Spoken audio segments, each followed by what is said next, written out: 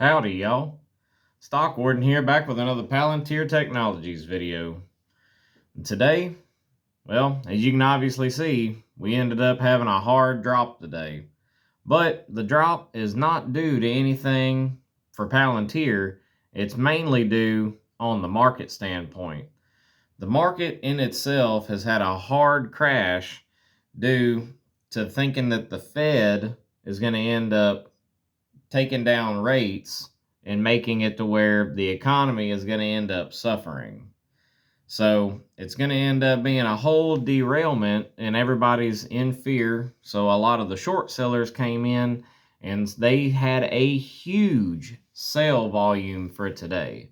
They had over 200 million shares in trade for sale, which is a huge downside for Palantir. But that's just for your short sellers, which most stocks, and like everybody else knows, your short sellers don't end up creating the main target for the stock, which is something that came out today in a very strong suit where they have had multiple price targets being raised, where they've had price targets ranging from anywhere at $90 a share all the way up to Loop Capital kept their price maintained at a price target for $130 a share.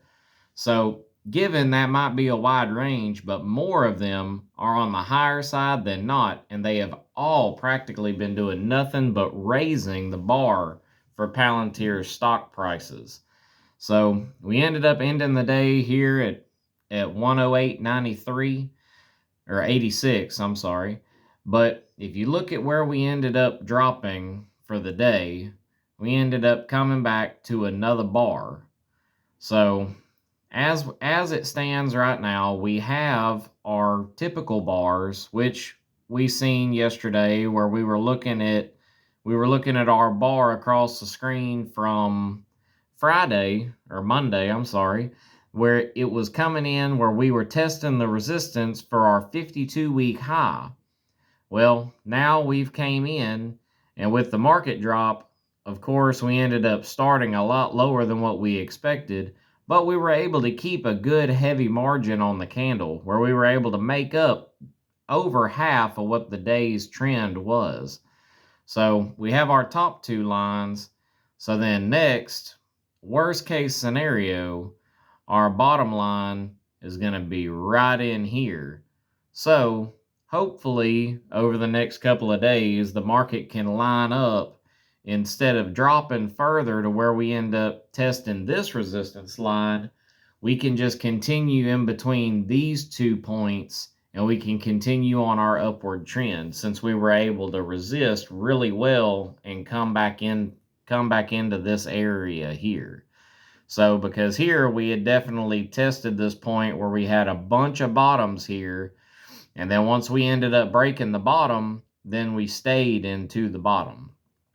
So as it stands right now, with the way Palantir's looking, all the price targets look good. Their Q1 earnings came out amazing for all the way across the board for their revenue streams, for their contracts, for their sentiment in the commercial and the government sectors. So this is still definitely not something to be hurt for Palantir Technologies at all. This is just a stock issue and a market issue, not a Palantir issue. So as all of the equity markets fell for this, they were also saying that not only was it falling because of the Fed, really and truly, they were saying that it was falling due to the Fed because they're waiting on their new rates to come out and go into effect, which nobody knows what those rates are going to be yet. We don't know if they're going to raise the rates or if they're going to end up dropping the rates. But in the end, either way it goes, once again, we have uncertainty, and that's what's got a grip on the market. So we ended up coming down at least 14%, and it dropped, just a solid 12% right off the rip first thing this morning, coming off of our amazing close yesterday.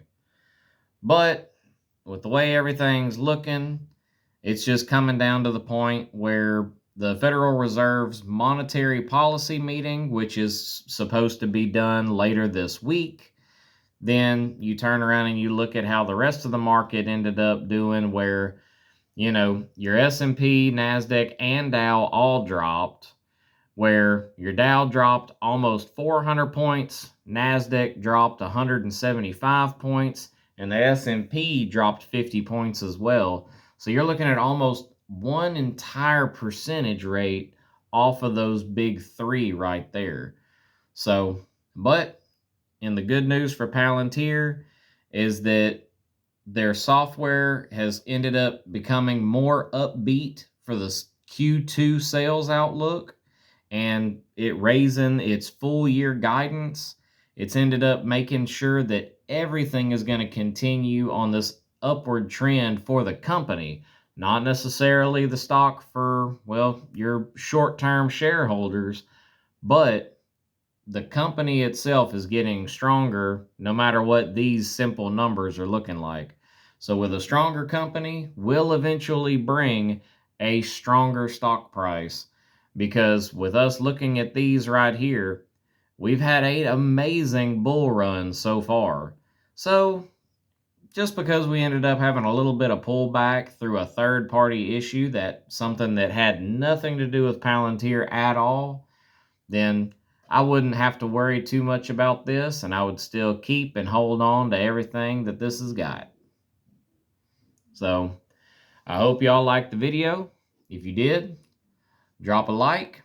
And if there's a specific stock that you hold and that you have taken up most of your portfolio that might be something different than Palantir, or a different stock that you're interested in, please drop it down in the comments. I'd love to be able to look at other stocks and do some extra research and be able to share with the community over here. So, this is the Stock Warden riding off. So y'all come back now, you hear?